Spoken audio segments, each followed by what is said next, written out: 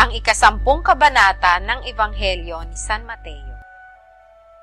At pinalapit niya sa kanya ang kanyang 12 alagad, at binigyan niya sila ng kapamahalaan laban sa mga karumal-dumal na espiritu, upang mapalabas nila, at upang kanilang mapagaling ang lahat ng sari-saring sakit, at ang lahat ng sari-saring karamdaman. Ang mga pangalan nga ng 12 apostol ay ito.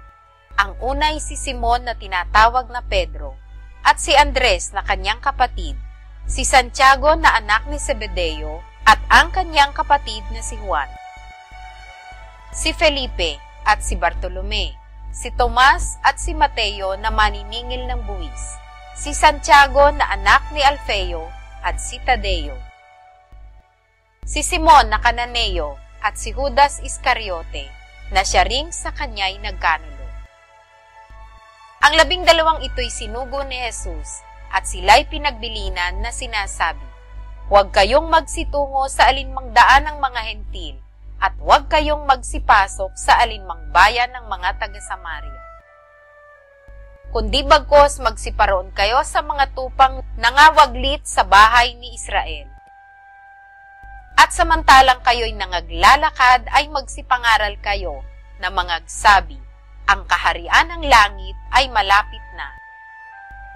Mangagpagaling kayo ng mga may sakit, mangagpabangon kayo ng mga patay, mangaglinis kayo ng mga keto, mangagpalabas kayo ng mga demonyo.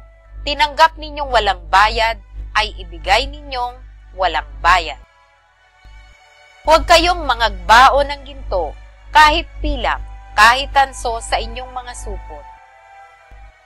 Kahit supot ng pagkain sa paglalakad, kahit 2 tunika, kahit mga pangyapak o tungkod, sapagkat ang manggagawa ay karapat-dapat sa kanyang pagkain.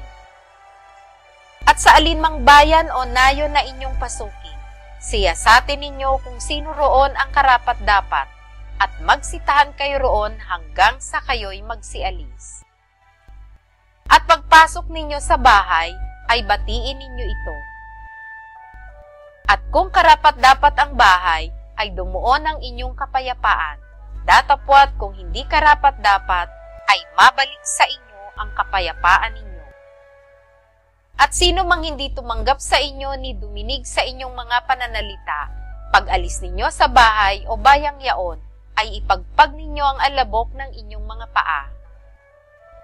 Katotohanang sinasabi ko sa inyo, higit na mapagpapaumanhinan ang lupa ng Sodoma at ng Gomora sa araw ng paghuhukom kaysa bayang yaon. Narito, sinusugo ko kayong gaya ng mga tupa sa gitna ng mga lobo. Mangagpakatalino nga kayong gaya ng mga ahas at mangagpakatimtimang gaya ng mga kalapati. Datapwat mangagpakaingat kayo sa mga tao, sapagkat kayo'y ibibigay nila sa mga Sanhedrin, at kayo'y hahampasin sa kanilang mga sinagoga. Oo, at kayo'y dadalhin sa harap ng mga gobernador at mga hari dahil sa akin, sa pagpapatotoo sa kanila at sa mga hentil. Datapwat pagka kayo'y ibinigay nila, huwag ninyo ikabalisa kung paano o kung ano ang inyong sasabihin, sapagkat sa oras na yaon ay ipagkakaloob sa inyo ang inyong sasabihin. Sapagkat hindi kayo ang mangagsasalita, kundi ang Espiritu ng inyong Ama ang sa inyo'y magsasalita.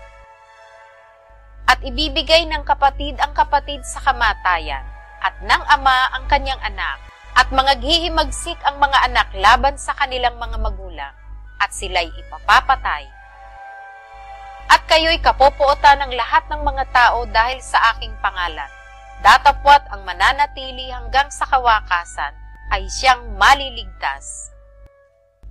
Datapwat pagka kayo'y pinag-usig nila sa isang bayang ito, ay magsitakas kayo tungo sa kasunod na bayan, sapagkat sa katotohanang sinasabi ko sa inyo, hindi ninyo matatapos libutin ang mga bayan ng Israel hanggang sa pumarito ang anak ng tao.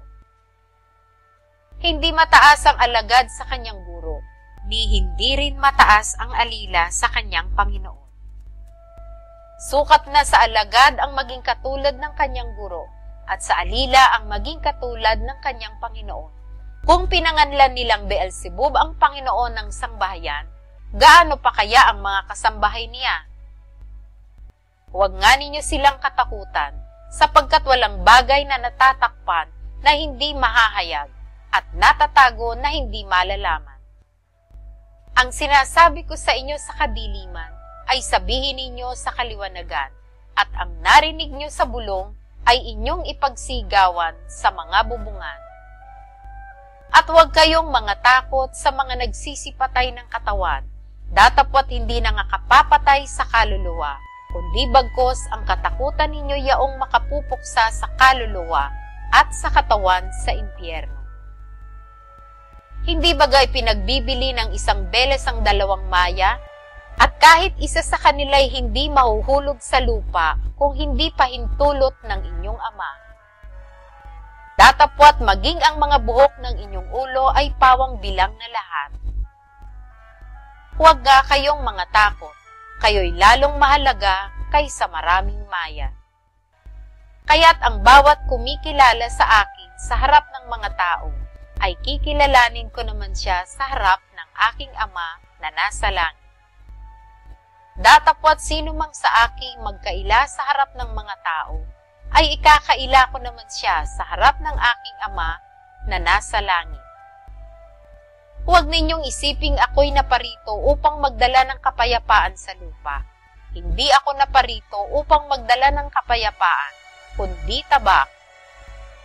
Sapagkat ako'y naparito upang papagalitin ang lalaki laban sa kanyang ama, at ang anak na babae laban sa kanyang ina, at ang manugang na babae laban sa kanyang biyanang babae.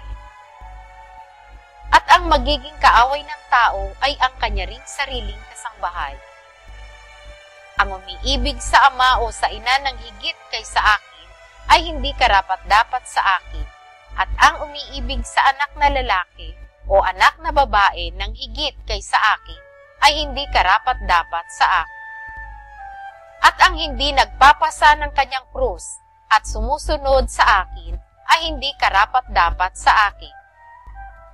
Ang nakasusumpong ng kanyang buhay ay mawawalan nito, at ang mawala ng buhay dahil sa akin ay makasusumpong niyaon.